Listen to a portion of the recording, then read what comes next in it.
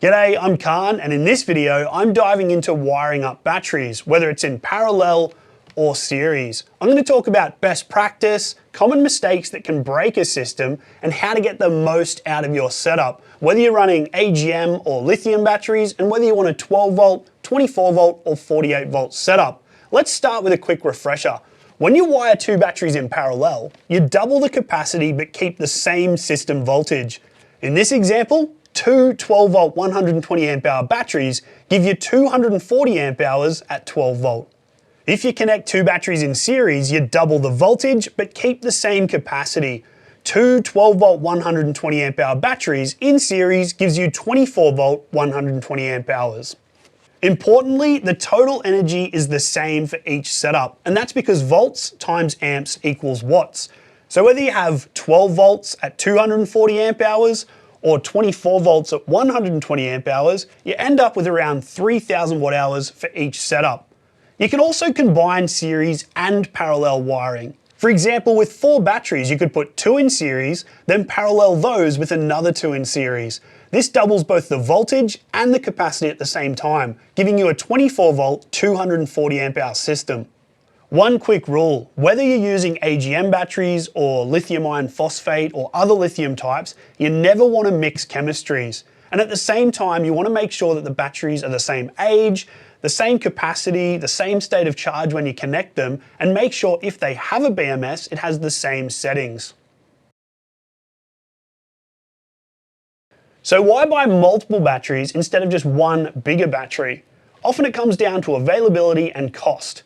Smaller capacity 12 volt batteries are usually easier to find, and you can often buy 2 or 4 of them for cheaper than a single big battery. Although in that case, you do need to remember to factor in the cost of extra wiring and components as well. Using multiple batteries can help maximize the space available in your vehicle and keep everything balanced by keeping your center of gravity down low and improving your weight distribution.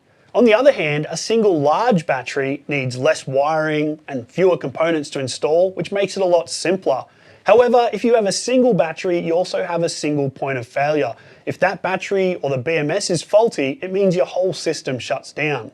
For example, if this was a single 12 volt 240 amp hour battery and it had a BMS fault, you would have no power. But if you had two 120 amp hour lithiums in parallel, both would have to fail at the same time to have no power. So if one fails, you still have the other available. Series setups are a little bit different. When you have batteries connected in series, if one battery fails, you lose power to the whole string. And even if you remove it, in this case, you'd only have half the voltage you needed for the system to operate. So with that, let's move on to best practice. When wiring batteries in parallel, it's important that each battery shares any loads and any charge equally. So to start with, make sure that the batteries themselves are as identical as possible. Same age, same type, same capacity, and if you're using lithium, same cell type and BMS settings. Even if one battery is discharged and the other is more charged, it'll make a difference. So make sure they're both charged up to the same level, ideally fully charged, before you connect them. If you do connect two batteries that are at different states of charge, the lower one will do most of the work until they balance. And due to a lithium battery's flat voltage curve, balancing will only amount to milliamps, and the lower charged battery will do more work for hours or days due to its lower internal resistance. For a capacity example, if you tried to parallel a 60 amp hour battery with a 120 amp hour battery, you'd technically get close to a total 180 amp hour capacity, but you've got to find the limits of the smaller battery first. That stresses it, reduces its life, and means that you're actually limited by what the smaller battery can safely handle. That's why mixing different capacities isn't recommended, because your system will behave unpredictably. Mixing different chemistries like lithium and AGM is even worse, and that's because they have different voltage curves, which means that the lithium battery in this example would be constantly propping up the voltage of the AGM battery. It might look like the AGM's fine, but it would actually be at a much lower state of charge than you realized. And that can lead to permanent capacity loss or kill your battery much sooner. Next up, we've got wiring. Keep your cables the same length, as short as possible, and the same diameter.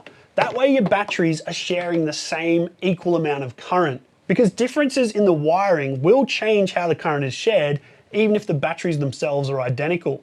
And importantly, any loads or charges that you fit to your system need to go to the negative terminal of one battery and the positive terminal of the other to ensure that that load is shared. Because if you were to go to a single battery, it would end up doing most of the work. In a simple 2-battery setup, you connect positive to positive, negative to negative, then run loads and charges across both batteries. One positive lead to one battery, one negative lead to the other. For systems with more than 2 batteries, a common node or bus bar is best. Run equal wires from each battery to the bus bar, then connect all loads and charges there. This won't completely eliminate differences, but it minimizes them.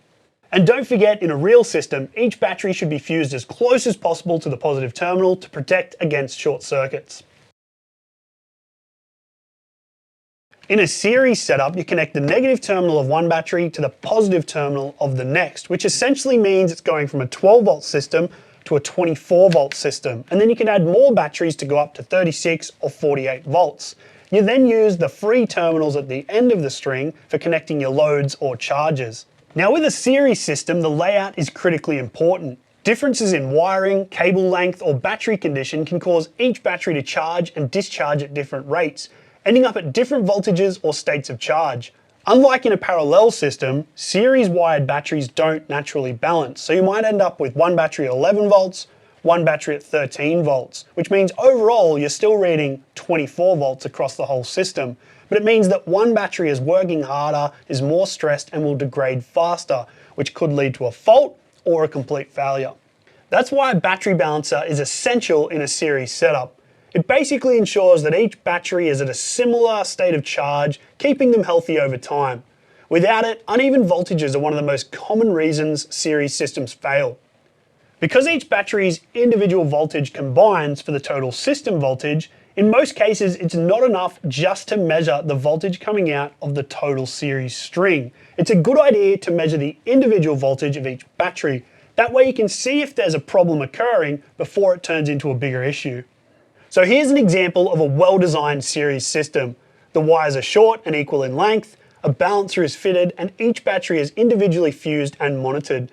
This kind of design prevents voltage imbalance, protects the batteries from fault currents, and ensures the system actually delivers the voltage you expect over time. So if you want to connect your batteries in series, all the usual factors apply. Identical batteries and state of charge, identical wiring and fuses, but you'll also need to consider individual voltage monitoring for each battery and adding a battery balancer. There are passive versions that slowly trickle charge one battery into another, or active versions, which are a little bit faster and better at charging each battery individually. And that's the difference between a series wired system that works on day one and one that'll work years later. Next up, I'm going to talk about common traps that people fall into. In a parallel system, if one battery BMS fails due to a fault, or it might shut off due to overtemperature or another protective circuit, it can cause a domino effect. That's because as one BMS shuts down, the current is now shared between the other remaining batteries in the circuit. When one battery suddenly disconnects, the remaining batteries are forced to instantly supply more current. That surge can trip their BMS units as well, and in some cases the last battery in the chain can see a very high current spike. Lithium batteries with a BMS typically have short circuit protection, but they're not magic and they can still be damaged by a high current surge. That's why it's so important to have a fuse on the positive terminal of each battery, because otherwise the batteries are still connected by their wiring. Yes, if a fuse blows, it may take the whole system offline, but that's better than a melted wire or a permanently damaged BMS or an electrical fire. Because when parallel systems fail, they don't fail gently, they fail fast. And that's quite often why manufacturers will say no more than 2 batteries in parallel, because the BMS can handle the surge of double their rated current, but not 3 or 4 times. In a series wired setup, the failure mode is different and in some cases much less obvious. If a BMS were to shut down, you'd know about it because your voltage for the whole system would collapse. But even if you removed that faulty battery, you'd be left with 12 volt instead of 24 volt, or 36 volt instead of 48 volt, and your equipment and gear probably won't run. And that's why in a series wired setup you need more than just good wiring. Because the voltages of each battery add, small imbalances can be hidden by the overall system voltage. You might have a battery that's at a really low voltage and one battery that's being severely overcharged, and you wouldn't know it without monitoring. That's why per battery or midpoint monitoring is so important. At the same time, that's why you need a battery balancer to make sure that everything is in check. And finally, fuses are just as important as in a parallel system because you are dealing with a higher voltage, there's more potential for higher energy short circuits. The most common trap is not usually the batteries themselves, whether you're running a parallel or a series system. It's usually thinking that because your system still works, everything must be fine. But in reality, a parallel system will be hiding current imbalances and a series system will be hiding voltage imbalances. So unless you've designed your whole system with the proper wiring, fusing, monitoring and balancing, the problem will still probably show up just a lot later when it's more difficult and expensive to fix. I also want to quickly talk about these higher voltage systems, 24 or 48 volts. Because volts times amps equals watts, as you increase the voltage, the current has to drop proportionally. So if you had a 12 volt, 20 amp load, it would be 10 amps at 24 volts and only 5 amps at 48 volts. That means less stress on the wiring, less heat and less voltage drop. And that voltage drop point is critical. In a 12 volt system, the usable range is between around 12 and 14.6 volts. So if you're losing 1 volt of voltage drop, that is a massive component of that overall range. If you doubled it to a 24 volt system, they usually run between about 24 and 29.2 volts, so 1 volt makes less of a difference. And again, in a 48 volt system, you're running from 48 to 58.4 volts, so 1 volt really isn't noticeable. And that right there is one of the massive advantages of a higher voltage system. But it all circles back to one huge caveat, and that is you have to make sure that the entire system is designed around that voltage, not just half of it. If you try and run a 48 volt battery bank on a 12 volt alternator, you haven't fixed any efficiency losses, you've just moved the problem upstream. You've now got 12 volt stepping up to 48 volt, so your alternator's working hard, there's losses and inefficiency in the conversion, and then in some cases you might have to drop back from 48 volt to 12 volt to run certain appliances. And in that case, you're losing even more power to conversion losses. High voltage systems are not something you do halfway. You're going to need a higher voltage alternator, higher voltage solar, and compatible accessories and loads, which is going to add complexity and a fair bit of cost. When 24 or 48 volt systems are designed properly, they're fantastic. But if they're not, they'll be just as frustrating, just as inefficient, and a whole lot more expensive. And just a quick note, I've made channel memberships live, had a couple of people ask how they could support me or the channel or buy me a coffee or a beer. So the option's there, completely optional. I'm gonna keep making these videos regardless, but if you wanna support me, it'd be much appreciated. So what do I suggest? Well, if you're considering a parallel system instead of a single larger battery, it's much of a muchness. It's gonna depend on your budget, the space you're dealing with, and the layout you prefer. If done properly, they're gonna perform relatively the same.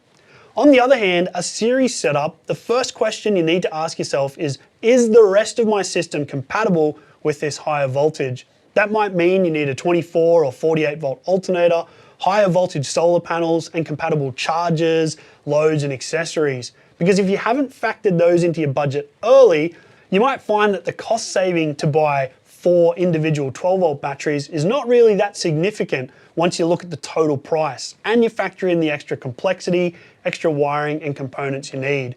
In that case, it might be a better option to go for a single 48 volt battery. It's probably going to be simpler, more reliable and safer. The key takeaway here is that it's not just the batteries that determine whether a parallel or a series setup is viable. Like always, the whole system dictates whether it's going to work well or be a headache. And that's the turn away of 12, 24 or 48 volt system design.